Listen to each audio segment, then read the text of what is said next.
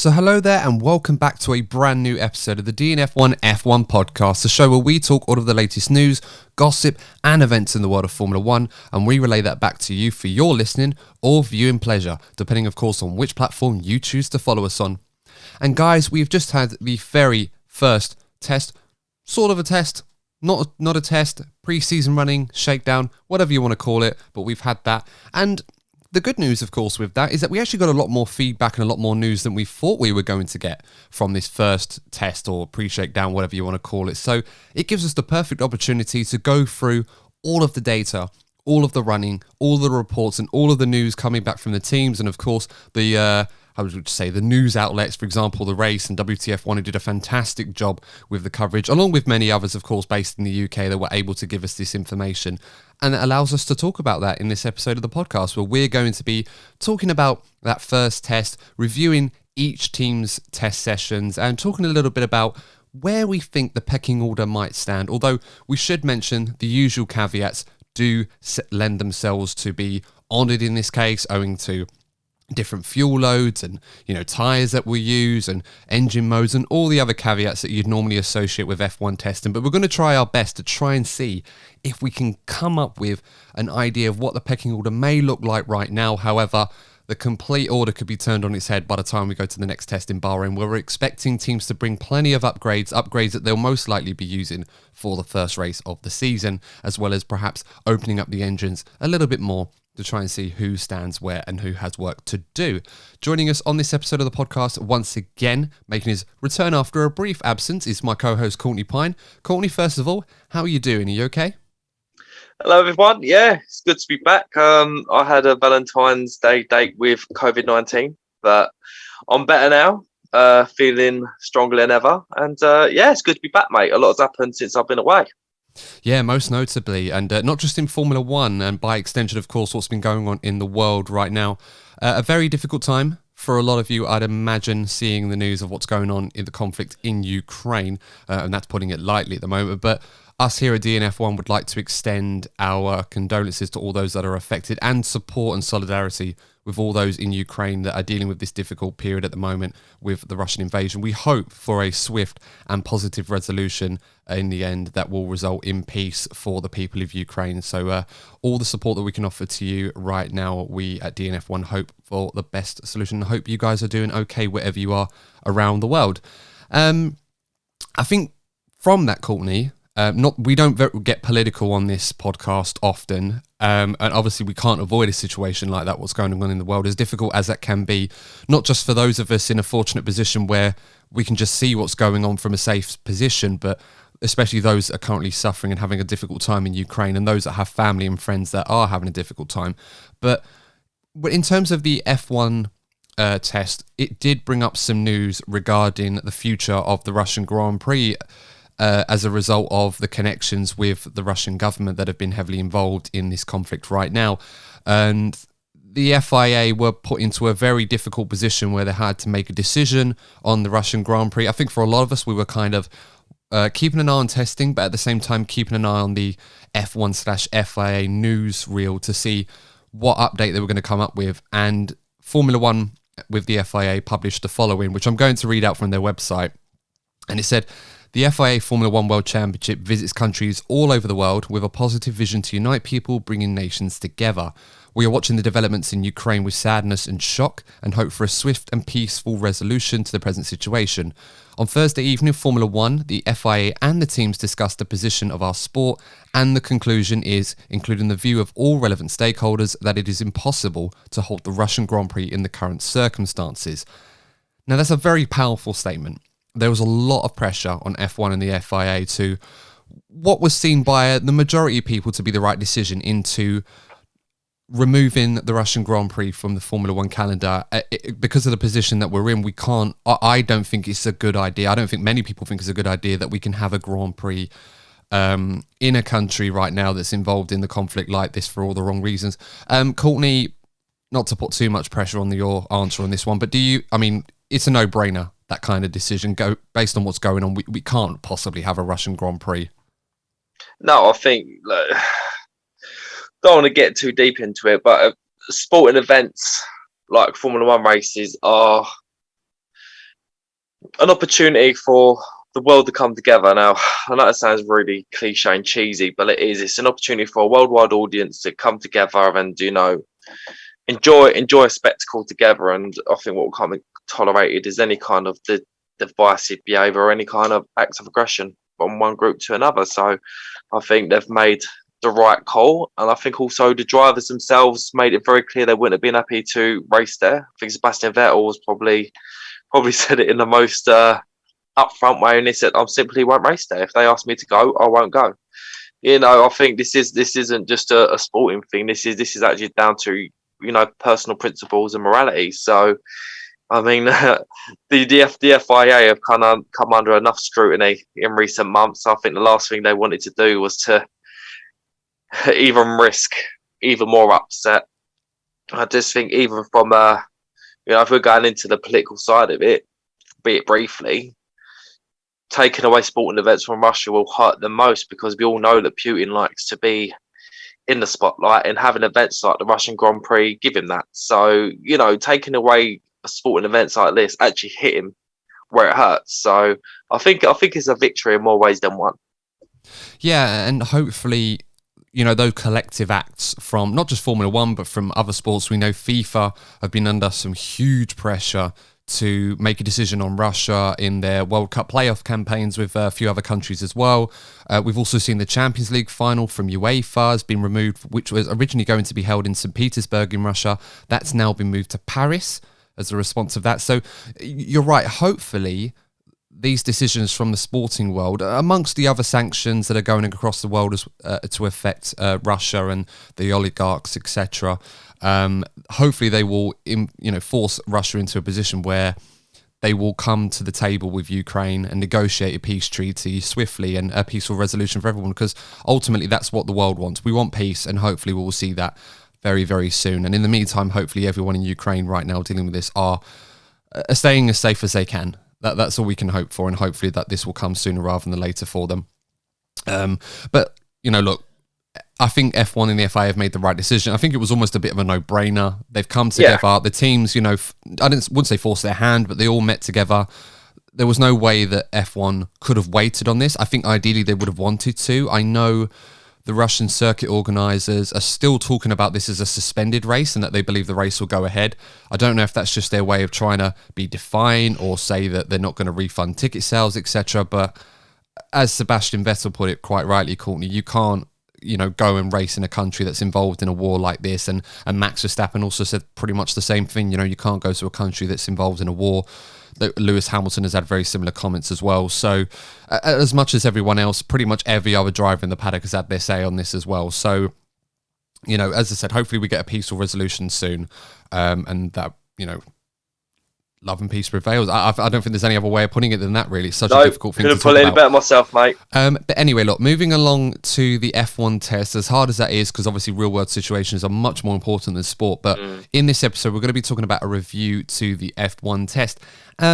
And I guess it was a great opportunity, Courtney, one that we didn't think we were going to get a little while ago when we thought we weren't going to see any images or see any data or times or anything.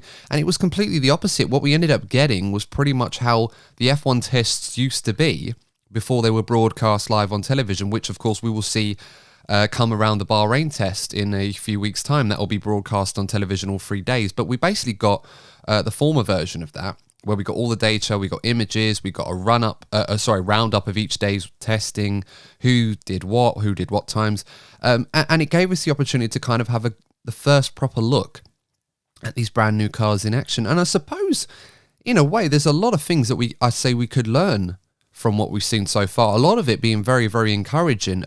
What did you make of the first test, Courtney? Was there anything in particular that stood out to you that thought, right, I didn't expect that with these cars, or maybe something that was encouraging going forward? Oh, I think first of all, I just have to say, as an F1 nerd, how enjoyable it is to see these new cars. I was slightly fearful we might have seen some ugly designs, because last time we had a big regulation change in 2014, some of them weren't desirable to the eye, to say the least. But this time, no, these cars are absolute beauties. They're a pleasure to see on track.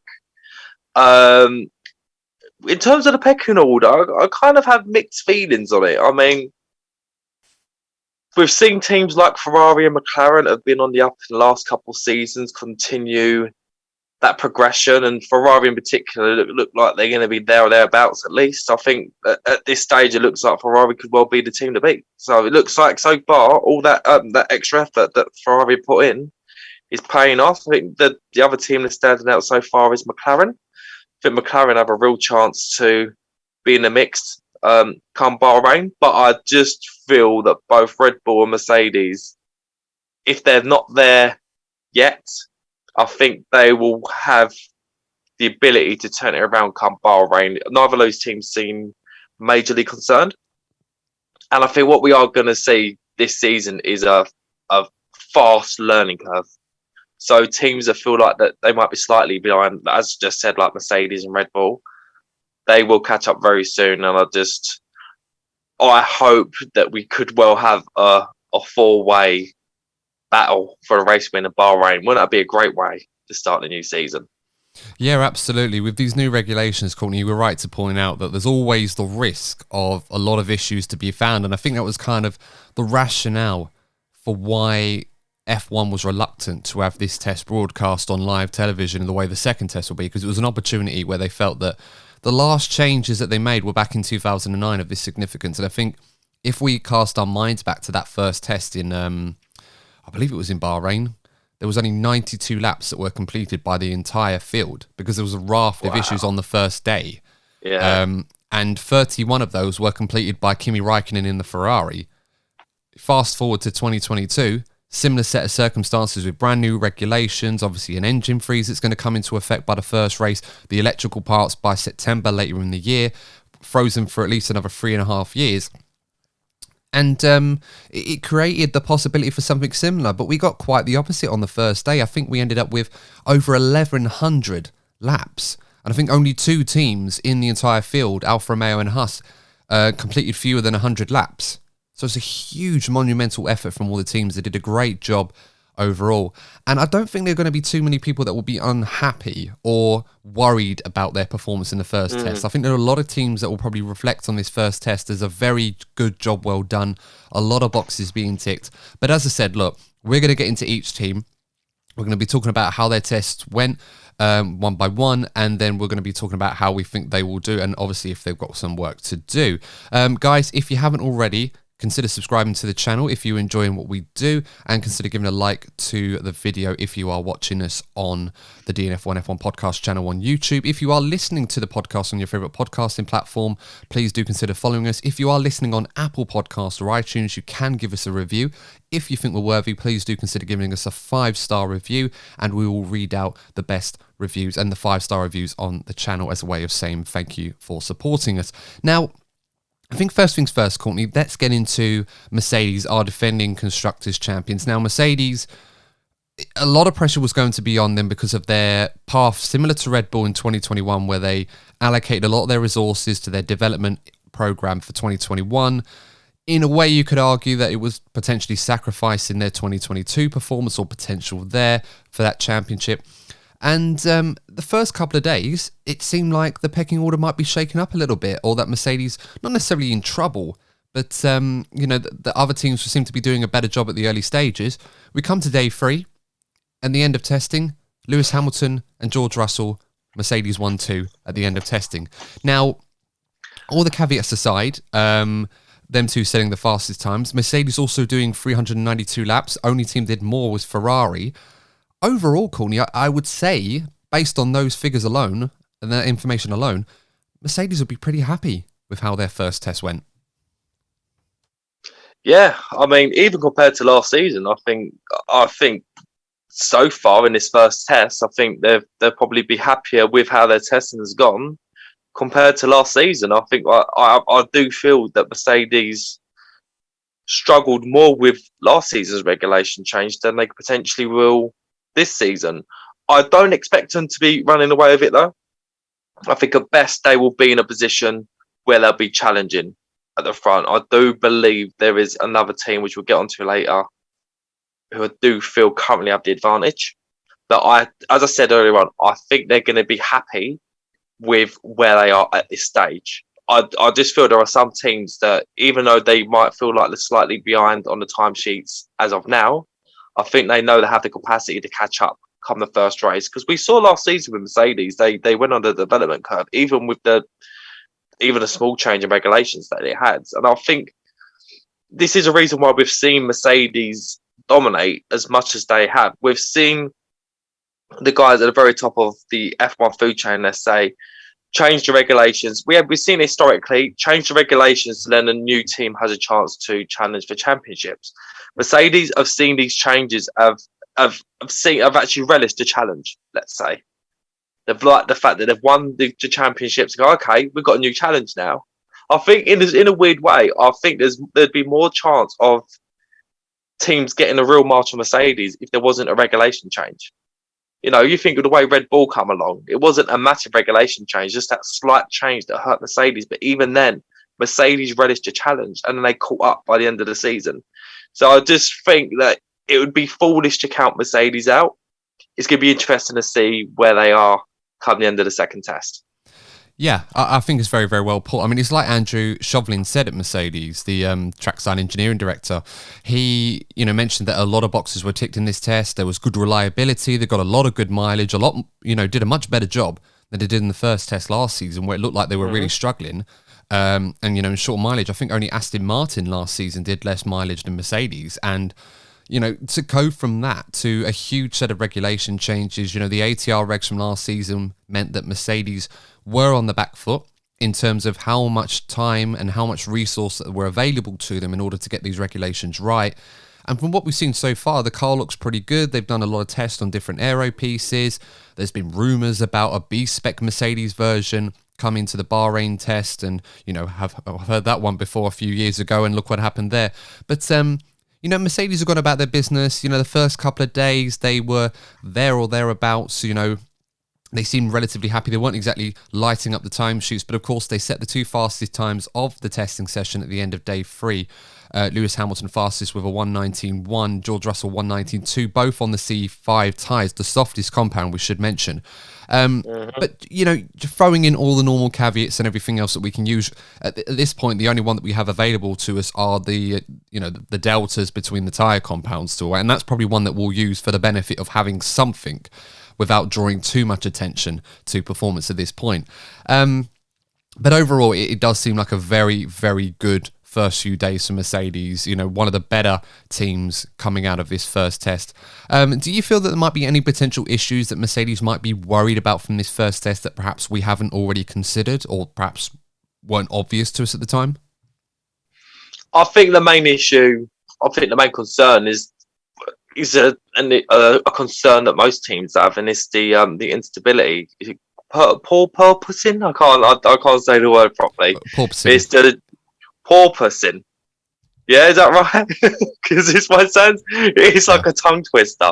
But yeah, I think that's the main issue that the teams are facing. It does seem like with these regulation changes, the floor's going to be as important as ever. So I think we're going to be seeing a lot of chopping and changing come the second test. So I think if there is a concern for Mercedes, it will be that. I just feel that with the amount of success that Mercedes have had, sustained success they've had over the last few years, pun unintended, to have a well-oiled machine. And I think now they've brought in a driver in George Russell that's been a part of the family.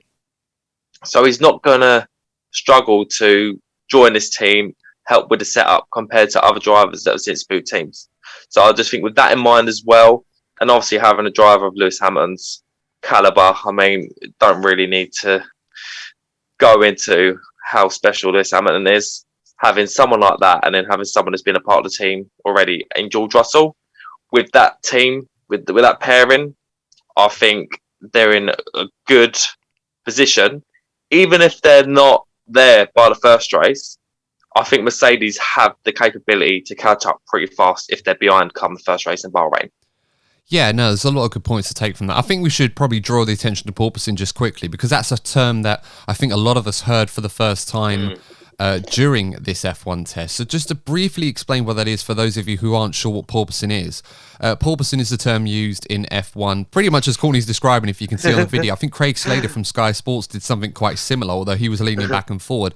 But we're talking about the term for the cars that were sort of looked like they were jumping up and down. Basically, how that works in a nutshell is because of the ground effect Venturi tunnels and the airflow flowing through them, it's sucking the floors of the cars down to the ground to the point where they're so close that there's no airflow underneath, and it's causing the diffusers to stall at the back, which is what lifts the car up. But then, of course, the airflow comes back after that point, which then sucks the car down again. So it's kind of like a repeating motion where it looks like it's going up and down, as Courtney described it. If you're watching this on the YouTube channel.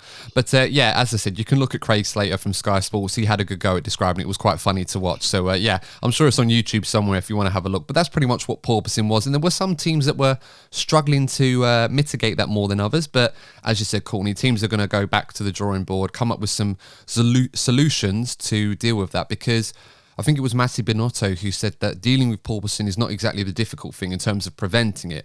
The hard part is trying to do that and also not drop off any performance, because, of course, exactly, we saw some teams, I think it was Alpine, they did a little cut on the back of the floor. We saw a few little areas of the floor being cut as well, different floors being tried to mitigate that. But at the same time, it costs you downforce, which, of course, you need in these cars because you need the performance in the faster corners. And if you're having a hard time dealing with the porpoising and you have to take away performance as an offset, you're going to be losing that performance compared to some of the other teams that are doing a better job. On the subject of George Russell, now that you've mentioned that as well, Courtney, I think we'll talk about him. We talk about a lot of new drivers going into teams and how the challenges that they may face in getting up to speed. George Russell's not exactly a driver that you'd put into that criteria, because this is a guy that's been with Mercedes for 5 years now. He's raced for the team in Sakir a couple of seasons ago, so he knows the inner workings of that team. And based on what we saw in testing, Courtney, and obviously the ultimate lap time that he put in, only a tenth or less than a tenth slower than Lewis Hamilton, all caveats included in this, it's fair to say that George pretty much slotted into the team quite seamlessly. Yeah, and I think that's another thing we need to bear in mind. If Mercedes are there or thereabouts with the package that they have, George Russell's going to be a real asset for that team. I think we saw last season. Look, it wasn't Valtteri Bottas's job to help Lewis Hamilton win the World Championship. The drivers are there to win the World Championship for themselves. But I just feel if we get into a scenario where, let's say, Mercedes and Red Bull, for example, are closer performance, I can see George Russell taking a lot more points off Max Verstappen than Sergio Perez will from Lewis Hamilton. So I just think that having a driver pairing like that is going to help Mercedes big time. And I think we're going to see another driver pairing. Again, we'll go into it later on. I think there's another driver pairing, another team that could well be important. So I think if we see two of these teams who I think are going to be up there, I think the driver pairings, not just the one driver like, should we say, Red Bull have, I think the teams with two exceptional drivers could make a real difference in the championship this year. Yeah, absolutely. And, for those people that were thinking that there is a risk Mercedes could have gone a different way with their design concept, and it's worth noting that pretty much all of the teams have interpreted the rules in different ways. Yes, there are some hallmarks that some teams have got quite similar with, and there may be an outstanding concept that all of the teams decide to adopt at some point, or some that other teams may adopt onto their own cars that are working. We'll just have to wait and see. But it is quite nice that I think we were worried that we were going to see a lot of similar cars, and reality is every single car is quite unique in terms of its interpretation of the rules. So that's encouraging so far. Of course, we'll find out who's got it right and who hasn't. But Lewis Hamilton wasn't really worried about that. I think he mentioned in a press conference that his team doesn't make mistakes. And based on the fact that they've won 15 out of the last 16 drivers and constructors championships combined over the last 8 years, and that 16th one has a bit of an asterisk over it, with all due respect to Max Verstappen for obvious reasons. We'll have to see how that goes. But yeah, strong words from Lewis Hamilton. But you know what? That's what you expect. He knows deep down that he has the best team. I'm not going to go too much into Abu Dhabi, but yeah, let's just say that Mercedes gave him the package to finish the job, and the job was all but finished. Let's say so. He knows. He basically said what I've gone on to repeat, that even if Mercedes don't get it right at the beginning of the seaon, they will get it right pretty fast, because even last season was a prime example that the regulations were, let's be honest, the regulations were changed to slow down Mercedes, and they only really got their desired effect in the end because of external interventions, let's say. So I think anyone who doubts Mercedes, I think that would be foolish to do so. But it's going to be interesting this season, no doubt. Absolutely. And I think the other team that we can move on to now that will certainly be up there at the very, very least is Red Bull. Red Bull did 358 laps, which was the fourth most of anybody, and their fastest laps were both of their drivers. Perez set the fastest lap for Red Bull on day 3. With a 1:19.5 on the C4 tyres. Max Verstappen, interestingly, 6th fastest with a 1:19.7, but on the C3 tyres. So there's a lot of talk about the tyre differences. I think it was one senior team boss, not quite sure which one, believed that the delta between the C3 and the C5 tyres, which were Verstappen and what Hamilton set their times on respectively, was about 1.2 seconds. You want to do the maths on that one. There was a 6/10 gap between Max and Lewis in Lewis's favour. You take that 1.2 second delta away, assuming that the fuel loads and the power of both teams were the same, it reads out to an advantage to Max Verstappen. But again, look, this is testing. We won't know for sure until all the cars are out on the track for the first race. So, take for that as you will.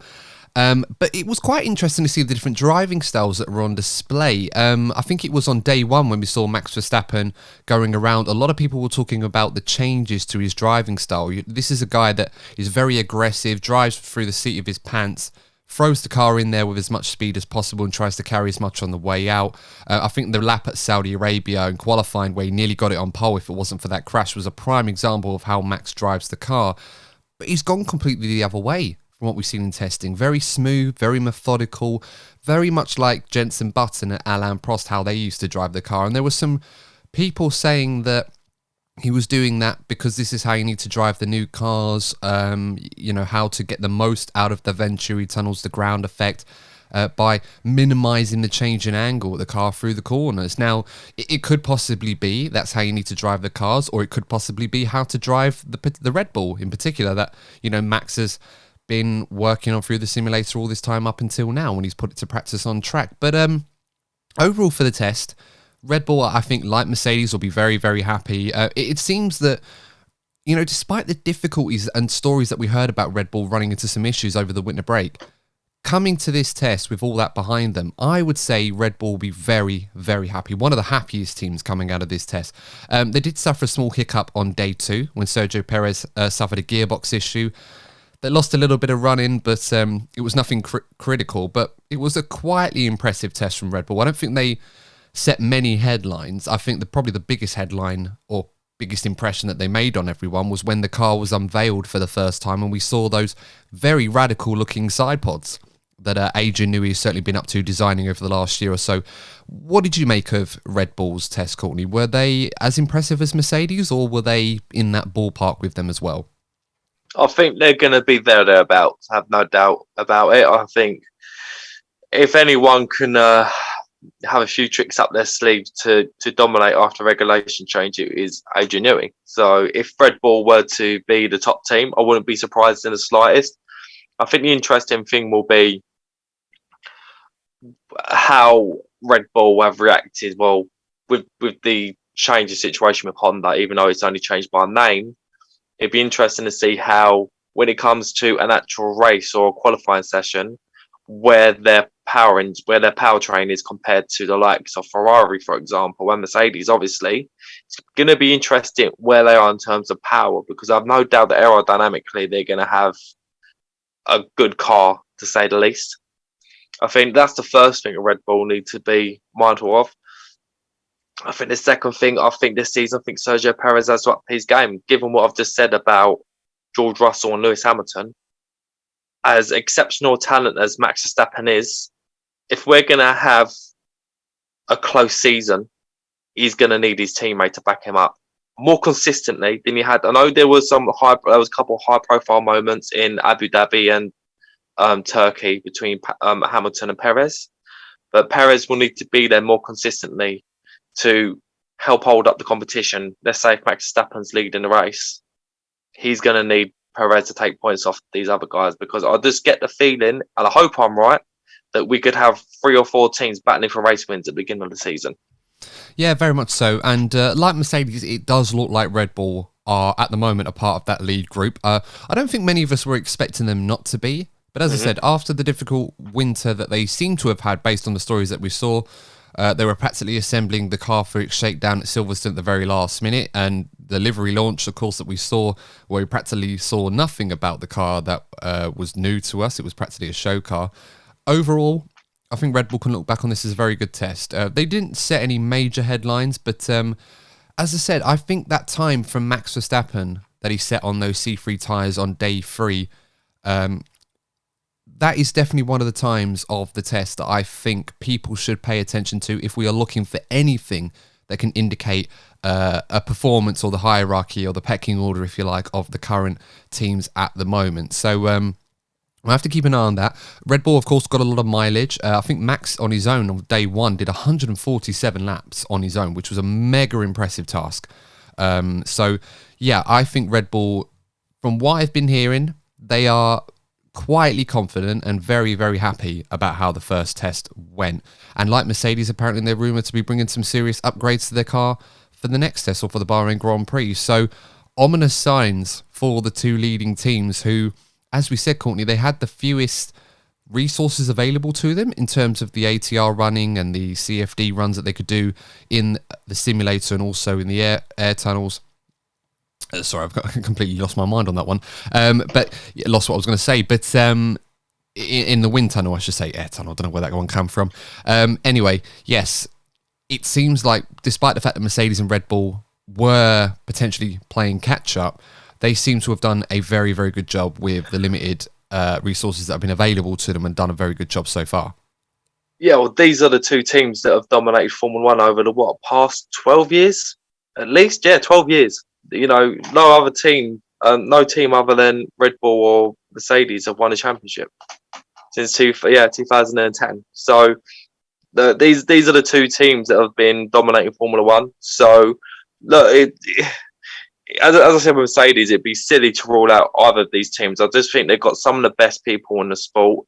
I think they've got 2 of the best drivers that we've seen for generations. So they will always be the 2 teams you expect to be there or thereabouts, particularly at the beginning of the season. Yeah, absolutely. Let's move on to McLaren now. So McLaren did 365 laps, which was the 3rd most on the grid. Their fastest laps were done by Lando Norris on day 1, where he topped the timesheets, which was the 4th fastest time, 1:19.568 on the C4 tyres. And Lando was a little bit disappointed that he found himself at the top of the timesheets, because he was worried that the pressure was now going to be put on McLaren after leading the times on the first day. And of course, Ricciardo was leading the way in the morning session on day 2. So I think Lando, I think he was joking, saying that he was a little bit annoyed about that because he didn't want any unnecessary pressure put on McLaren when they seemed unrealistic or they weren't a fair reflection of the pecking order, or so he says. I think it was George Russell at the end of day 1 as well actually mentioned this, or day 2. He mentioned that McLaren and Ferrari seemed to be the 2 teams leading the way rather than Mercedes and Red Bull. So at this point, Corny, it seems like a lot of people already playing the games where they're saying this team looks fast or this team looks fast or we're not fast. There's no unnecessary pressure on this. I guess, like ourselves as fans watching this, most of the teams might have an idea of who's doing well and who isn't. But I guess at this point, no one really knows who's performing at the front and who isn't. So everyone's just trying to limit any sort of damage in terms of an unnecessary advantage that might be seen in the press. Yeah, I think it's really important. I think Lando Norris does make a very good point about not getting carried away by the fact that he topped the timesheets, because generally speaking, just me personally, when I look for who I think is going to be there or thereabouts, I look at the mileage that they've done, particularly in the first test, because you can have as fast a car as you like, you need to have a reliable car. Because I think something that can sometimes be forgotten when it comes to Formula 1 cars is that if you've developed an extremely fast car, that the likelihood is that you're going to have very tight packaging in and around the engine and the cooling area of the engine, which in turn will obviously have an effect on reliability. So the ideal balance that these designers are trying to get is not a car that's just mega fast in a qualifying session, or is mega fast over a few laps. They need a car that's consistent and reliable enough to get the points at throughout the course of a season. Which is, there is a team that we're going to mention later on who I feel has gone too far in that radical just going for the speed. And I just feel that McLaren, they've just put together a solid car. They just come out, they don't have, they're not like Ferrari and Red Bull and Mercedes where, they develop their own engines. They are effectively a customer team. And I think out of all the customer teams, let's say, McLaren done the best job out of all of them. And I do expect McLaren to be up there challenging with these other teams. And I think it's a testament to how far this team has come over the last few years, because McLaren traditionally have struggled with regulation changes. And it's actually refreshing to see them. And it just shows how far they come along. The change in personnel, I think McLaren become quite a stagnant team, holding on to the successes that they had from, particularly the 80s, moments with Mika Hakkinen in the 90s, and obviously with Lewis Hamilton in 2008. I think the team stagnated, but they've had a reforming, and I just feel they're a team that could well challenge in the coming years. If not this season, I think they're one team to be definitely keeping an eye on. Yeah, absolutely. It must be said, we mentioned the porpoising issue earlier that's affected a lot of the teams. McLaren seemed to be the team that had that were least affected by these porpoising issues. I think the technical director, James Key, said that the porpoising issues, I should say, it was more through luck than design. We talk about the teams running the cars through the simulations, and there's only so much that they can do compared to running on the actual track. And it did seem that McLaren seemed to be better handling those issues that porpoising was causing than the other teams, which of course can give them an advantage where they may not have to sacrifice any performance of the flaws of their car, whereas other teams may have to in terms of downforce. So that will obviously pay for them in the long term. Watching on some of the clips that we did see, it seemed that McLaren did tend to struggle a little bit at low speed, particularly in the final sector. That being said, I think a lot of the teams were having this issue. I think it's just the nature of these 2022 cars, the ground effect, the Venturi tunnels are going to lead a lot of air passing through them at high speeds.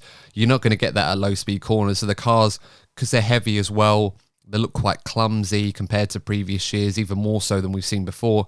So I don't think McLaren are going to worry about that too much. But overall, it was a good test for them. They didn't really have many issues. They were putting a lot of mileage in. They look quick. It's a decent package and very much a step in the right direction.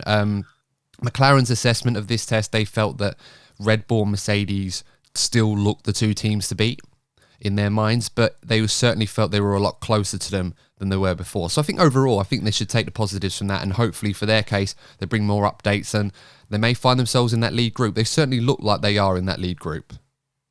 100%. I'd like to go back to a point you made about, a lot of the teams struggling with the final sector. Now, for me, as a Formula One fan, I think that's encouraging, because I think one of the biggest issues that fans have had with, recent regulations is the inability for teams to follow from behind. And I think one of the reasons why it's been a struggle, because a lot of these circuits, if they come towards the DRS zone, where these cars are so planted to the track, particularly in the slow section corners, it's a lot more difficult for drivers to make mistakes. And I just feel that with the way these cars struggle in the slow speed corners, when you have like a tight chicane before the start of a race or a DRS zone, the ability of the drivers is going to become more of a factor, which is what we want to be seeing. We want to be seeing these drivers be rewarded for their talents. So I'm hoping to see a few scenarios where, say we do go to Barcelona, a track that is traditionally not given us, much entertainment. We get in a situation where you could have the lead driver messing up on that chicane, and there'll be a sitting duck to the guy behind them on that DRS zone. So I just think that's an example of where these regulation changes, that could be one of the signs that we're getting the desired effect going into this season. Yeah, absolutely so. And it could prove to be the difference, going over the course of the season, who handles that better. And McLaren, as I said, like Red Bull, Mercedes so far, look in very, very good shape. So it's very encouraging signs for the team from Woking. Let's move on now to the team that I think probably was the most intriguing one following the first test. And, all biases aside, probably were the biggest winners of all the teams in testing. Agreed. And that's Ferrari. Now, Ferrari did 439 laps. They were the only team to go past 400 laps. And obviously, as a result, did more than anybody else. Charles Leclerc set the 5th fastest time of everyone in the session. Did a 119.689 on the C3 tyres, which, if you take all the caveats into account, and not include the obvious ones like engine performance and fuel load stuff that we don't know, and just take the tyre performance on its own, that was probably the fastest time in testing that we saw. And this was also done on a 17-lap stint when he set that time. I think it was on the 3rd lap of a 17-lap stint. So there was plenty of performance there. It wasn't on a performance run by any means, so there was certainly more performance in that car than he was showing. Carlos Sainz was the 9th fastest overall, did a 120.0 on the same tyre. So just a few tenths off of Charles Leclerc, but also, again, very impressive, very comfortable. Ferrari did the most laps of anyone, got plenty of mileage in, no major reliability issues or anything like that at all. They also look very quick. As I said, I'm mentioning a lot of positives for Ferrari, but it's still very, very hard to tell if the F175 is going to be the real deal for them. Based on what we saw so far, it's certainly ticking a lot of boxes and a very big step in the right direction. Ferrari themselves seem best placed to take advantage of these new regulations and be the ones to not only challenge Mercedes and Red Bull, but perhaps usurp them as the dominant team in Formula 1 for 2022. The car looked like it was behaving very well as well as watching it around the track. Charles Leclerc in particular was very aggressive in the way that he drove the car, and it seemed to respond very well.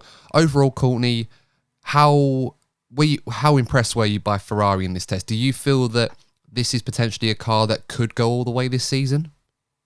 I think they'll be there or thereabouts at least. I think Ferrari are the team that have caught my eye the most. But hey, look, you can go back to the moment this podcast started. I've always been saying we need to be keeping an eye on Ferrari with these regulation changes. And I just think it's a massive, massive season for Ferrari. Like McLaren, they've gone through a lot of changes in the management, which was well needed. I thought that Ferrari were definitely another team that was stagnated and were stuck in their ways. And I just think that whoever it is, they've decided they needed a culture change. And they said to the fans, look, we're going to struggle over the next couple of seasons. I know you want us to be at the top, but we're going to take the pain over the next couple of seasons to really get these regulation changes right. In 2021 at the time, which obviously was moved back to 2022. I just think this is such an important season for Ferrari. Ferrari are still the biggest team in Formula 1, and they haven't won a championship in 13 years. I think for a team of that size, that's simply not acceptable. So it's going to be a lot of pressure on Ferrari. But as I said, like McLaren, they've gone through a lot of changes and they've been on a positive momentum, slowly but surely. After a shock in 2020, they've now been developing in the right direction. They've now got a driver pairing that's not only competent, could be there for the long term. Ferrari need a little bit of stability, and I think with these two drivers, they've got that. So again, like McLaren and like Mercedes, Ferrari have put a lot of things together. And if they just put all these pieces together right, and there's no reason why they can't, they could well be challenging for this championship. And I think it's time for them to be back where they should be. Well, I certainly hope you're right, Courtney. As a self-confessed Ferrari fan, I certainly hope that you're right. You're right, though, with Ferrari. They had a lot more aero testing allowance than their rivals in the last season with the ATR regs. They dedicated practically the whole 2021 season to working on the 2022 car because their 2021 car was, the combination of that and the power unit improvements that they made on the electrical side was enough to secure them what their target was, and that was third in the Constructors' Championship. And despite the fact that this car seems to be confusing a lot of people, that are much more experienced and technical, better technically than you or I in terms of the aero part, but the car does seem to be performing well. It seems well balanced. The car's behaving as Ferrari were hoping it would, and it looks fast as well. I mean, could this prove to be the best concept? We'll have to wait and see how that all sort of goes down. But as I said, it's very hard to tell right now. In terms of the engine, Ferrari's rivals seem to be impressed with what they've seen so far. Ferrari have downplayed this. Binotto himself, following comments that Lewis Hamilton made on the performance curve, the development curve, if you like, saying that Ferrari are potentially months ahead of everybody else. And Binotto responded to that jokingly and said, well, by the time we get to Bahrain, Mercedes and Red Bull will be months ahead of us. So, playing that down, the drivers doing the same thing. But on the engine front, it seems Ferrari's rivals, Mercedes, Honda in particular, well, Red Bull, I suppose, in this case, and Renault, on the GPS trackers, they were impressed with what they saw with Ferrari. I think Mercedes, one source there even went as far as saying they could be on par with us and Red Bull in terms of engine performance. That alone has got to be a huge state of intent if Ferrari have managed to produce an engine that's not only reliable from what we can see, but also fast, because that's an area I think more than anything else Ferrari needed to get on top on with these huge changes. And if that is true, what the rivals are saying, Ferrari could be in a very good position on the power front. 100%. I think we saw it in and around 2018, 2019, where they actually had the fastest engine. And, obviously, stuff went on. I'm not going to go back to that time, which led to them being pegged back. So we know they have the people there to come up with great engine concepts. So, again, it'd be no surprise if Ferrari have come up with a package that will see them challenging. It's been a long time coming, but as I said, Adam, I think they've been putting all the pieces together from management level. They've been putting all the pieces together, and I think this is the season. They have to get it right this season, or the fans are going to start getting on it back again. And we all know that Ferrari does carry a lot of pressure, but I do feel this is the season where they're going to be at least challenging for race wins on a regular basis. And that's the target for Ferrari. It's not necessarily bringing a championship, although they would love to do that. They're more interested at the moment in being able to compete for race wins and maybe a championship by extension. From what we've seen in this first test and from what some people have been saying about them, murmurs in the paddock do suggest that Ferrari, at the very, very least, are in that lead group. Are they up there with Red Bull and Mercedes? We'll have to wait and see, but it certainly looks positive so far for Ferrari. So if you are a Ferrari fan, this could be a very, very good season for the Scuderia. Let's move on now to the next group, the midfield pack, if you like. And first of the list, we've got Aston Martin, who did 295 laps, 7th most. So not as many as some of the others. However, it's still very, very good mileage. It must be said, much better than their test in Bahrain last season. So there is a lot of positives to take for Aston Martin. We had Sebastian Vettel, who was the fastest of the two drivers on day 3. He was 7th fastest overall with a 1 minute 19.8 on the C5 tyres. Stroll only 17th, but he was hampered by issues outside of his control. Only did a 121.2 on the C3 tyres. So if you take that 1.2 second difference between that, he's only 2/10 off of Vettel's fastest time, if that delta is supposed to be accurate. And that's assuming that all the other caveats were the same in terms of performance for the two drivers. Overall, Courtney, the mileage was pretty good. The performance looked good for Aston Martin. Even though it was a decent test for them, they probably were the team more than most others that were operating under the radar. They didn't really set many headlines for one way or the other. No, and I think that this is a season when Lawrence Stroll took over, I think he had this season in mind. So I think where over last season, there wasn't too much pressure on Aston Martin. There was a lot of changes that happened at the team.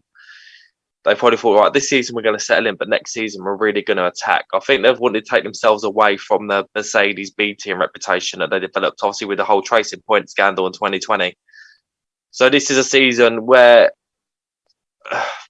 like Ferrari, there's pressure, but for completely different reasons. They will want to be going full-blown attack this season. I'm not going to say they're going to be disappointed as such, but, this season was a real opportunity for some of these previous midfield teams to find something to get the jump on these established teams. And right now, Aston Martin don't look like they've found that key ingredient they needed. It seems like Aston Martin could be in a similar position where they were last season.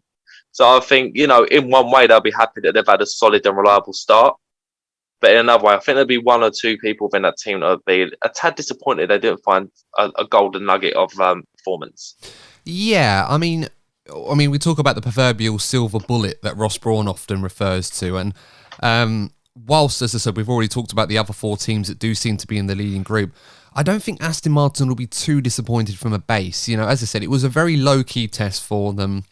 very much operating under the radar. I think the only time that they really hit the headlines was when Sebastian Vettel suffered an oil leak, which led to some smoke and fire coming from the back of the car on day 2. But, despite the fact that they weren't really at the upper echelons in terms of the pecking order, they were a long way off from struggling. I think they'll take comfort in knowing that a lot of their immediate rivals were having a bit more of a difficult time than them. You could call them the quintessential midfield team. And they certainly look like they're in the upper echelons of the midfield pecking order, at least. So, there is something there. But as I said to you before, Corny, I didn't expect Aston Martin to be challenging at the front of the 2022 grid. I felt that this was a team that was going to make the necessary step forward, and they'll grow as the year goes on and perhaps be more of a factor in 2023 and beyond that. I think from an initial step, based on what I've seen of them so far, I think they'll be relatively happy if those were the targets that they'd set for themselves. I think the only person that might need to have a bit more practice is Lance Stroll, because he wasn't able to get much running because of the issues that Vettel had on day 2, and it did affect him. So he might need to get on the simulator a little bit more. But overall, I think more positives than negatives for Aston Martin to take from this first test. So I think they'll be relatively happy so far. Yeah, I just feel that with the ambition of the team, they will want to be catching up fast. So you're right, this season, there won't be massive pressure, but they will be over the coming seasons. They will want to be challenging towards the top. What I will say is that the 2022 Aston Martin car is my favourite aesthetically so far. When I saw that Aston Martin do its practice laps around Silverstone, what a beauty. They've got the most beautiful car, in my opinion. So at least they've won something. They've won the Courtney Pine Trophy, if that means anything to them. Well, it's certainly a prestigious honour, so I'm sure they will very much appreciate that one. But it does look a very stunning car, I must say. On track, it looked absolutely phenomenal. So, there aren't many on the grid that are certainly going to be more pleasing to watch than the Aston Martin AMR22 this season, especially with Sebastian Vettel's helmet design being able to rock the old scheme, with all due respect to BWT. That's an iconic crash helmet that Vettel has, and it needs to be left alone. You can't put pink on that one. Anyway, look, let's move on to Alfa Tauri. Alfa Tauri, again, another team in this midfield bracket. I would probably put them slightly ahead of Aston Martin in terms of outright performance so far. Not much, but in that ballpark. They did 308 laps, was the 6th most on the grid, so not most compared to the others, but again, decent mileage. There weren't many teams that didn't get good mileage in this test, it must be said. A lot of teams did rather well in terms of racking up the miles in the 3 days. Pierre Gasly on day 2 set their fastest time, 8th fastest overall with a 119.9 on the C4 tyres. Yuki Tsunoda set his fastest time on day 1, which is only good enough for 15th, a 121.6 on the C3. So again, you could give him the benefit of doubt and take away 6-7 tenths. He's about a second off of Gasly, which I know sounds like a lot on the surface, but Tsunoda was affected a lot by issues out of his control that we'll get into. But first things first, Courtney, again, another team that will probably take more positives than negatives from this first test, but it wasn't completely without issues for Alfa Tauri. No, I think you're right. I think Alfa Tauri will most likely be where you expect them to be. I think it's a big season for both of the drivers for different reasons, though. So they will be hoping that they have the car beneath them to give them the performance they need, because I feel you've got one driver that's going to be hoping to move on to a big team in the next season or so, and another that's going to be fighting for a seat in Formula One altogether. So if they've got a car that is there or in a similar position as it was last season, and there's no reason why it can't be, they will have opportunities. How many? I don't think we can probably say at this point. But I do think that with the package that they've developed so far, they will have opportunities to at least showcase their talent at various points of the season.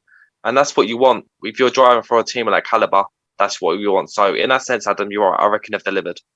Yeah, I mean, we'll talk about the drivers and obviously how important this season is for both of them. Yuki Tsunoda was very chatty about the car on day 1. He pretty much was talking about it to everyone except for Pierre Gasly, purely because he was joking that he wasn't going to tell Gasly anything about how the car is handling.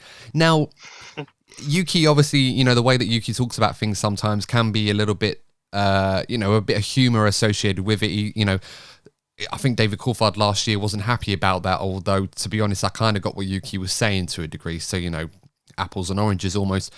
But could this potentially be a tactic that Yuki Tsunoda may not want to give any sort of facets of information that might be useful to Gasly to try and help his own performances against Gasly? Because bearing in mind, Gasly is probably going to be the yardstick in terms of how good this car actually is, with all respect to Yuki. So it's probably in Yuki's best interest to make sure that any advantage that he may have over Gasly, he protects that at all costs to improve his own performance. Do you feel there's perhaps an element of that in what Yuki's saying, or do you think that's just Yuki being Yuki and just having a bit of a laugh at this time of the season? I think it's a bit of both, to be honest. We all know that he has that sense of humour. So I don't think anything he's saying was sort of too deep. But at the same time, I think you've got to remember, Yuki Tsunoda's in a situation where not only is it his second season in Formula One, so, the first season you kind of he's a rookie, we'll give him a chance to settle in. So he doesn't have that on his side anymore. And also, obviously, the change in the situation with Honda and Red Bull, whereas they're not actually they're in a Red Bull powertrain rather than Honda. So the Red Bull family probably don't have as much loyalty to the Honda Academy, let's say, the Japanese background, as much as they did last season. So Yuki doesn't have that on his side either, and he did come under a lot of criticism, particularly after his good start last season. He knows he has that ability, he knows he has that potential, so he just needs to find that performance that he had when he first came into Formula One. Maybe he needs to relax a little bit, maybe he's putting himself under too much pressure. But it's a very, very important season for Yuki Tsunoda. We all know how political F1 is, no matter whether we hate it or love it. It is what it is. And Yuki Tsunoda is very much a driver that's in the centre of the politics surrounding F1. So he's really going to have to get it right this season. Yeah, very much so. Both drivers did do quite a lot of running, it must be said. So that's a good positive for them. It was only in the first 2 days where they really did a lot of running. Gasly on Friday had that crash at turn 5 when he had that lock-up, which it pretty much ruined the rest of their test. And obviously, by extension, Yuki wasn't able to do any running in the afternoon. So through no fault of his own, he wasn't able to do any more running, which I'd imagine would have seen him put in a more representative time compared to his teammates. So I think overall, as I said, AlphaTauri, internally they describe this car as fast, balanced and reliable. Now, I'm not quite sure where they get off on calling this car fast, because I don't know how they can measure their performance compared to the other teams so far with a reliable enough amount of information to kind of make that call. But in fairness to them, a lot of other teams that have seen them and seen this car are quietly impressed by what AlphaTauri have brought with the AT03. And have tipped them as potential dark horses. So, as we saw last season, they could prove to have a car that could be challenging the higher end of the pecking order at certain Grand Prix, maybe a bit more often than last season. But of course, their task will be to take advantage of that, where they were unsuccessful in doing that last season. So, yep, good signs from AlphaTauri, probably leading the midfield pack, I should say, at the moment. But so far so good from them. Yeah, couldn't put it any better myself. I just feel that if anyone's going to give AlphaTauri those opportunities, it's going to be Pierre Gasly. Without sounding too horrible to Yuki Tsunoda, I think Gasly's the guy that if they have their opportunities to be on podiums or even win a race or two, it's going to be Pierre Gasly that's going to deliver those performances for them. Yeah, seems like that for the moment, but of course we'll have to wait and see what Yuki can produce. Let's move on now to some of the teams in the lower end of the group, although with all due respect, this team that we're going to talk about now has actually done a relatively good job compared to the others, and that was Williams, who did the 5th most laps, an impressive 347 laps, and all things considered, that is a very, very good box for Williams to tick. This was a team that there were rumours that they were struggling to put a car together, for the shakedown when they unveiled their car, but they managed to get one out. And, they've come to Barcelona. And even though it's probably hard to tell where they stand in terms of performance right now, one thing that they will be very encouraged about is that they've got a lot of mileage done. And they were able to do a lot on the car, particularly on the first day. They did so many laps on the first day, Courtney, that they actually did some performance runs at the end of the day, which they were scheduled to do on day 2. So it's a testament to how far Williams have come in a short time. And, you know, a few years ago where it took them 3 days to actually have a car out in testing, and now they've done a lot of laps. Alex Albon was 11th fastest overall, and he did it on day 3, a 120.3 on the C4 tyres, and Nicholas Latifi was 12th fastest on the same day with a 120.699 on the same tyres. So, you know, despite this being another low-profile test, because we didn't really see Williams make many headlines until we saw the figures come through, but I think they'll be very happy about their performance. It was far from perfect, but they certainly did a pretty good job, particularly on the first 2 days. Williams were looking very good. Yeah, I think other than Ferrari, I think in terms of what they wanted from this first test, I think Williams will probably be the most happy team, actually. You know, you're right. They've come such a long way since, you know, that test in Barcelona a couple of seasons ago where they didn't even have a car, so they couldn't test. So, honestly, really, really, I'm really, really happy for Williams. You know, this is a team with so much prestige. So, you know, I think they're going to take a step up this season. How big that step is going to be, again, you can't say for certain. But I think that they've taken a step up from being sort of towards the bottom. I get the feeling that apart from the likes of maybe Alpha Tauri and maybe Aston Martin to an extent, I feel that the bottom half of the F1 grid is actually going to be a lot closer in performance that we've actually seen in the last regulation change that we saw. So I think we're going to be seeing a lot more entertaining races at the bottom half of the field. That step up that Williams have made could be really important because it's been sad to see them struggle the way they have in recent years. And I just think, again, they've made a few changes in the background. And it's also going to be important for Alex Albon. He's come back into Formula One. He's going to want to make an impact. And even Latifi, you know, Latifi has always been in George Russell's shadow.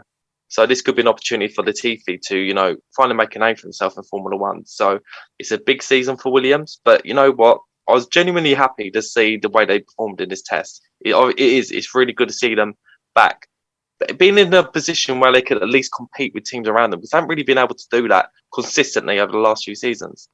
Yeah, it's very, very true. And I think other than day 3, where they tried to split their program into quarters rather than halves between the drivers, because of course there was some wet running on the afternoon session on day 3, it was pretty well run. You know, they looked like they got a lot of boxes ticked. They did a lot of running. The car looked relatively good. It looked okay. It looked quite balanced. It definitely looked like Williams have made a step forward and could be a regular contender in that midfield battle. Certainly a lot more than they were last year when there were sort of moments where it was peaking and they took advantage of it. I think they're going to be a regular customer in there.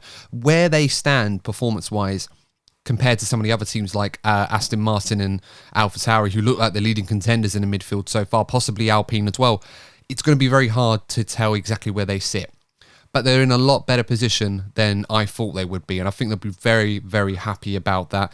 And Alex Albon, as you said, Courtney, there was always the concern is, you know, he'd been away for a year after his fallout with Red Bull and obviously what happened there. He was very much restricted to doing performance runs for Red Bull or recreating certain events in the Red Bull at Silverstone, no less. But he looked very, very sharp. And I think Alex Albon's going to be a driver to watch out for in 2022. So I'm looking forward to seeing what Williams can do. But so far, so good for them. Yeah. So let's move on to Alpine. We're going to start getting now to the lower end of it. Now, Alpine did the 8th most laps of everyone, 264. Again, decent mileage and some good aero testing that they did on the first 2 days. Only minor issues for them. There was a problem on day 3 for Fernando Alonso when he pulled up after his car was blowing smoke from the back and there was a bit of fire at the back. It did seem like there was an engine issue. It probably was an engine issue. However, Alpine came back and said that it was just a loss of pressure and that caused the problems.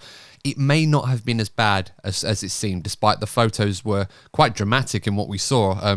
Almost El Plan up in smoke, with all due respect. But, I mean, that's ultimately what ended their test. As they said, there was so much damage caused by that it just wasn't worth them spending all that time when they were hardly going to get any running at the end. So it did hinder them a bit. In terms of the times, Alonso on day 3 was 13th fastest overall with a 121.2 on the C3s. Ocon only 19th. We set that on day 2 with a 122.1 on the C3 tyres as well. So even though the times weren't looking good, we must mention as well that they were having issues with the DRS. And the sources at Alpine were saying that this was an issue that they discovered, at the beginning of the test, and they weren't able to use DRS in their own opinion, which apparently, according to them, was worth around 0.7 of a second per lap. So, of course, if we give them the benefit of the doubt and take 0.7 of a second off, their performance is a lot more representative. However, you have to wait and see if that's actually true or not. But Courtney, what did you make of Alpine's test? Again, another team that did a lot of mileage, but we really didn't get to see a true indicator of what their performance may have been compared to some of the other teams. It does look like Alpine are looking to prioritise raw performance over reliability. Again, I could be wrong. It's early days, but that's the indication I've got so far by their testing program. I think it's a dangerous game to play. I know they're desperate to take advantage of these regulation changes. Obviously, with Alpine, Fernando Alonso coming back. He come back to challenge for world championships. He didn't come back just to make up the numbers. So there is that element of pressure from Fernando Alonso on the team to give them a race-winning car. And I think they know that if they, in terms of raw pace, they looks like they're gonna. Could be wrong. It looks like reliability could be an issue. There has been a lot of issues within their management. We discussed this in previous episodes a few weeks ago, how there's been problems at management level, and these kind of things will hinder performance. And I feel a few things have happened at Alpine at the worst possible time. It does seem that they've struggled the most with the engine change as well compared to all the others. So that could be another issue for them. So I think out of all the teams so far, I think Alpine will be one of the most disappointed with how things have turned out so far. Yeah, I mean, perhaps internally disappointed. On the surface, there was a lot of noises from Alpine that were a little bit more upbeat. As I said before, despite the issue that Alonso had on day 3 with, the loss of pressure and potentially the engine as well, they did say it wasn't as bad as it seemed. I think Alonso, when he set his fastest time on day 3, he... despite the lack of DRS, which if it's worth 0.7 of a second, puts him in the 120.5s, and then he reckoned he could go about 4 or 5 tenths faster on a new set of tyres, and of course he had that issue. So, if it was the same set of tyres that he had, the C3 ones, and it was a new set, if it had gone that much faster, overall that's around a 120.1 mark, which is around what Carlos Sainz did. If that is the case, it does seem that Alpine may be a lot better off than the first test seemed in terms of a performance perspective. Of course, we'll have to wait and see. It does seem, though, Alpine were operating a lot on the caveats and the criteria around that in terms of if we'd have done this or if we had these tyres, if we were running this fuel. They claimed as well they were running high fuel. Now, I can understand why some teams may say that if they were doing that, but for me, if they were running the whole test on high fuel as they claim that they were, that's a severe lack of experimentation in terms of how the car should be performing in different circumstances, because they're not going to be running high fuel the whole season long. It just won't happen. So for me, the issue with Alpine that we've talked about is this conservative approach, which Laurent Rossi, the CEO, has mentioned quite a lot that he wants to change and overhaul to be a bit more aggressive to try and achieve their goals. If they're still running that way and operating on these hypotheticals without any sort of credible concrete data to prove their theory one way or the other, it kind of leaves you in a catch-22, really. And they could be quick, but they might not be. But this way, we won't know for sure. And it can be quite frustrating. But as I said, Alpine, I think, will be relatively happy with certain things. But it does leave a lot to the unknown, which we're going to find out one way or the other, which one of those it's going to be. But I'm just a bit surprised that they came out with that approach. So many different excuses and different reasons. I mean, the DRS thing, they reckoned it was a part of their program. But I believe that it was more likely that they found it on arrival, this issue that they had in terms of the loading issues on the DRS that was created on the car, and they couldn't fix it at the track. So they just decided to run without it, and then they'll deal with it back at the factory. I mean, with all that being said, Courtney, there seems to be a lot of unknowns with Alpine. So where is your head at with this team? Do you feel that they're, right on this, and that once everything's working perfectly for them, they will be up there potentially with the lead group, or is this all just smoke and mirrors, quite literally? Look, I don't want to sound too dramatic, but I think there should be an element of concern at this team. It seems that reliability is going to be so important, because the other teams have done so well in terms of their reliability and the amount of laps they've been able to do. So missing a morning session, for example, is actually quite important. You're going to these regulation changes, so many changes happening, not only on the aerodynamic part, completely new concepts, completely new engines. So every session is so important. So you can't understate the importance of missing a session. And I just feel that Alpine, I don't know, I just feel there's been an element of desperation to make that jump. And I think they might have risked reliability in the process. Look, again, this is only the first testing session. I could, we could get to Bahrain or a few races down the line and they have a solid package. But right now, compared to the other teams that they want to be competing with, I feel that Alpine at this stage are behind, on race pace at least. Yeah, I mean, they look at the moment like they could be in that midfield group. Again, as we said, Courtney, It looks very much clustered, that midfield group, and very, very tight in terms of who's where. I'm not sure I'm convinced that Alpine are where they believe they are, and that's sort of closer to, well, I mean, probably are closer to Mercedes and Red Bull, but I don't think they're sort of in that Ferrari, McLaren area. I think they're probably more closer to Alfa Tauri and Aston Martin, and possibly Williams as well. But again, we'll just have to wait and see. And, even though we have to give them the benefit of the doubt, the fact that they're the only team running a Renault power unit, we got less data and less mileage from that power unit than we did from all the others. And that had, seemingly quite a big issue with it, even though they're trying to downplay it. So we'll have to wait and see. But again, a mixed bag for Alpine, but certainly not as bad perhaps as it seemed. But we'll have to wait and see. Let's move on now to the final two teams. We'll start with Haas, who were the ninth fastest team. They did the fewest laps of everybody, only 160. Compared to 2009, that's not bad, but considering what everyone else has been doing, that's not good for them. Mazepin was faster for Haas, although he did most of the running for them. He was 14th fastest with 121.5 on the C3 tyres on day 2. Mick Schumacher, 18th fastest of 121.9 on the C3 tyres, but on day 1. There was a lot of issues for Haas in testing. I will say, to their credit, that the car does look decent in terms of pace. It must be said, must give them that credit where credit is due. A lot of changes on this car compared to what we see in the rendered launch earlier in the month, where they were the first team to unveil a version of the car, completely nothing like what they turned up with in testing, which was good to see. Overall, for a lack of a better way of putting it, Courtney, it did seem like a bit of a nightmare for them, not just on the track, but stuff off the track as well. Looking at the problems that they had, I counted 4 of them, quite big ones. There was a cooling leak, a broken floor, a damaged fuel pump, and an oil leak as well. And it cost them so much running. I mean, going through this on day 1, there was a coolant issue that prevented them from going out earlier in the day on the first day, and then floor damage affected them in the afternoon when they hardly did any running at all.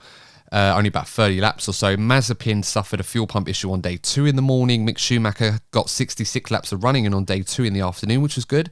But then there was the other oil leak issue with Mazepin on day 3, and Schumacher didn't do any running at all, and Mazepin only got 9 laps on day 3. So Haas very much playing catch-up in a season where they really need their car to be good, because they pretty much sacrificed their 2021 campaign for this car, and already it looks like they are on the back foot.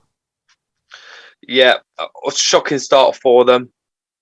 I think probably the crumb of comfort they can take from it is that performance-wise, I don't think they're going to be completely at the back, cast away from the others. I think they'll be in a position where they can at least race other teams on a fairly consistent basis, but reliability looks to be a real issue for them. They could miss out on a few opportunities because they need to be...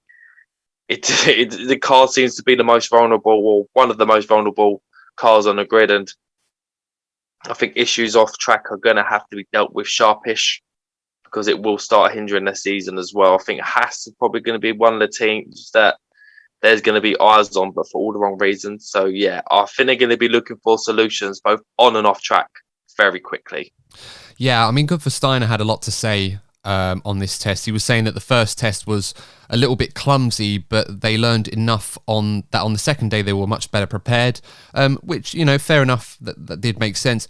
He did go on to say that the second day was actually pretty good, that they learned a lot, and if we think they had 3 days of testing a bit like the second, they only really managed 1. So if they'd had 3 days like the second one, it would have been in much better shape. He said he thought they made good progress, but now they have to get prepared for Bahrain. They have information, they know what to do, and hopefully they will get it done. And hopefully in Bahrain they won't have any gremlins. So again, this is a team that was having issues, but they do seem pretty confident that they've got the solutions to that and that they'll come to Bahrain, be much more representative. I suppose the only saving grace for Haas, other than the fact that they do have another test to try and show us that they can, correct these issues. But overall, the car, much more competitive than what we saw in 2021. Probably at the back end of this midfield battle, but, at very, very least, if they did some performance runs, maybe they'd look a bit more representative. So perhaps there's something in this car that may be good for Haas going forward. Yeah, I do. As I said, I don't think they're going to be the cast-offs of Formula One. I think there's another team that have a lot to worry about, which I'm sure we're going to be going on to very soon. Yeah, I suppose we also have to talk about the off-track issues with Haas as well. Yes. Of course, given what was going on with the Russian invasion of Ukraine, I should say, sorry. It led to issues with Haas's sponsor, Uralkali, which of course funded by the Mazepin family.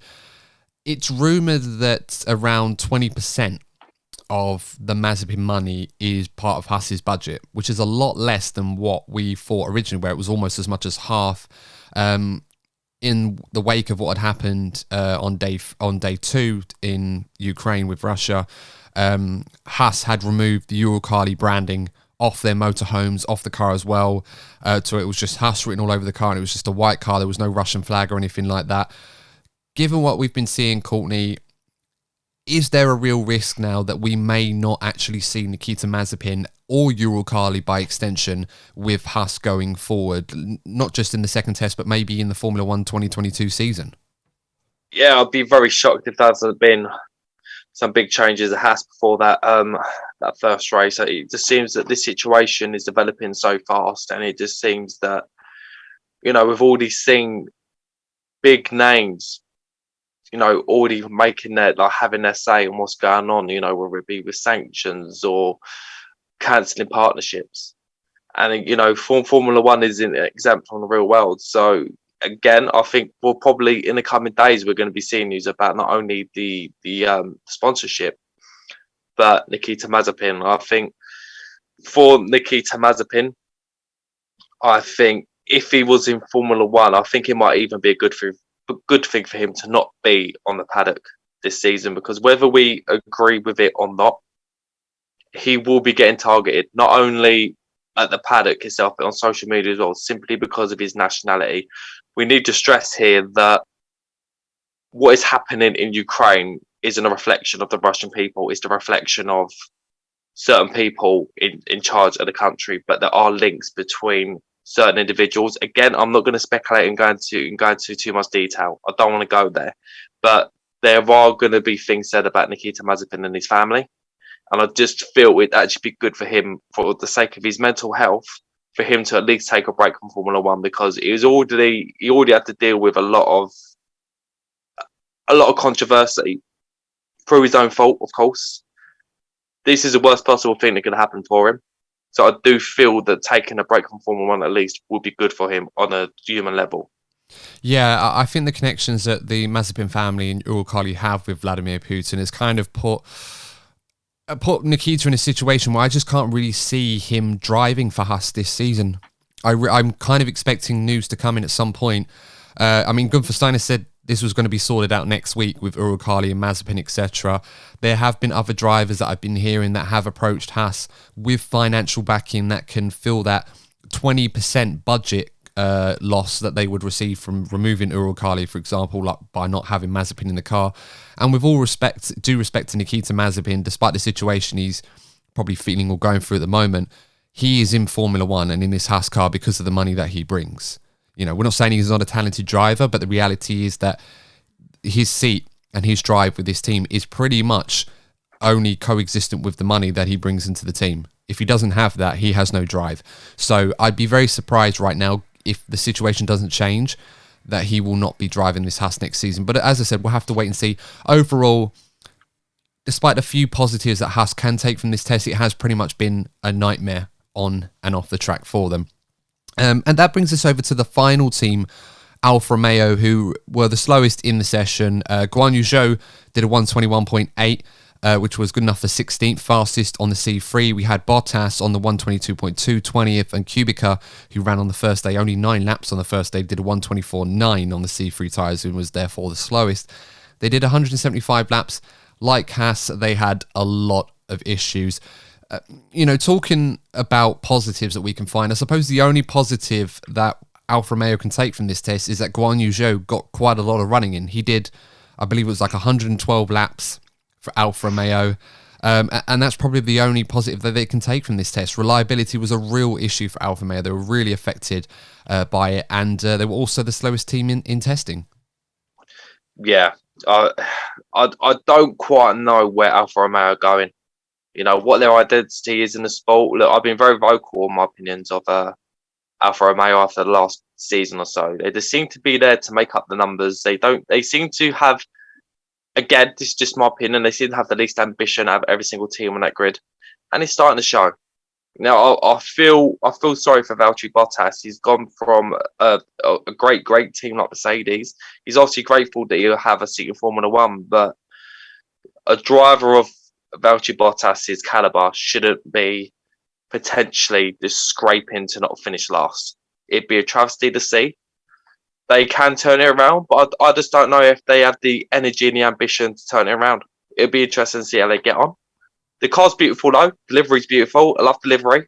They always do well aesthetically, but the performances tend to be bland. It's quite ironic actually if you think about it. But you want to be seeing all these teams competing with each other. I'm hoping that they don't become this year's cast-offs. They're going to have a bulletproof testing in Bahrain. I know the second test is going to be a lot more performance-driven, but they're going to be behind in that sense because they're probably going to be doing more reliability-based testing, right? Whilst the other teams are moving on to their performance-based testing. So, in a sense, they're already behind. Can they catch up? Of course they can, but the energy I've been seeing from that team over recent seasons doesn't fill me with much optimism. Yeah, I suppose the only saving grace for them in this regard, Courtney, is that the Ferrari power unit seems to be working okay for them. It seems to be other issues. I mean, Guan Yu Zhou spun into the gravel when he beached the car on day 2, and then as soon as he came back out, he ended up parking it on the straight after, with a further issue. So there is a lot of pressure on Alfa Romeo. I mean, we talked about Valtteri Bottas, needing a fresh start with this team. The first test ended up a bit more like a false start than a fresh start for him, no pun intended. And this is a team that, has got good finances, good resources, a good structure in place, and seem to be a very good driver in Bottas in their lineup, although arguably the lineup is a bit weaker this season than it was last year with Raikkonen and Giovinazzi. And they've allocated a lot of time into this car, the C42, and it looks stunning. It must be said, the livery looked amazing. Obviously not in testing from what we've seen in the as we're recording this on the Sunday. They unveiled it this morning. But they did sacrifice 2021. They were another team like us that did sacrifice 2021 to produce this car. And so far, whilst we haven't seen them perform or do any performance runs, I'd almost be amiss in saying that we are possibly talking about the slowest car on the grid so far. So for their sake, and also for Valtteri Bottas' sake, because I'm sure there's a lot of fans that want to see him do well with this team, it's not been a good start for the Alfa Romeo team. Yeah, I don't want to jump the gun, but at this stage, I'm gutted for Valtteri. I really am. I don't think he doesn't deserve to be racing at that level. So let's hope that they catch up with the rest of that midfield pack, because if they do, look, we want to see them do it, because if they do, we're going to be in for a lot of exciting battles. I think it's easy to forget that some of the most entertaining battles you get are actually in the midfield, particularly when they're close together in performance. So, look, as fans of the sport, let's hope they have a bulletproof testing in Bahrain. Yeah, absolutely. So as the same for the rest of the teams as well. But that is pretty much the end of the episode, guys. I hope you really enjoyed that. Let us know your thoughts on what you saw from the first test in Barcelona, who you think impressed you the most, who you think has work to do, and what do you think the pecking order is looking like in terms of performance. We've already given our opinions, so let us know what you think. As I said already, if you have enjoyed the episode, please do consider subscribing to the DNF1 YouTube channel. You just type in DNF1 on YouTube, you'll find us, and let us know what you want to see for future episodes. If you are listening to this podcast as well, as we mentioned already, you can follow us and give us a rating on Spotify or Apple Podcasts. You can give us a proper review on Apple Podcasts, and if you think we're worthy, I should say, of a 5-star review, please do consider giving us one, and we will give a shout out to everybody that gives us a 5-star review on Apple Podcasts. Until next time, guys, more than ever, I will stress, please do stay safe wherever you are around the world, especially those of you struggling and have family out there in Ukraine. Thoughts are with you as always at this time. But until next time, please stay safe, and we'll see you in the next episode of the DNF1 F1 Podcast. Take care. See you soon.